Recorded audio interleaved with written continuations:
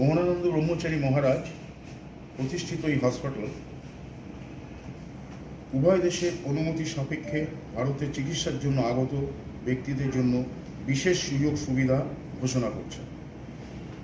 তাদের বিলের মূল অংশের 10%। মূলত বিভিন্ন রকম মতামত অন্যান্য যারা এই পরিষেবার সঙ্গে যুক্ত আছেন তাদের চলছে।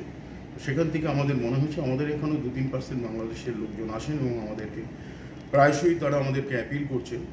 এটা আমাদের মানবিক দিক বলে মনে হয়েছে, সেই জন্যই আমরা এই প্রেস মিটটা করে সবাইকে জানিয়ে দিতে চাই।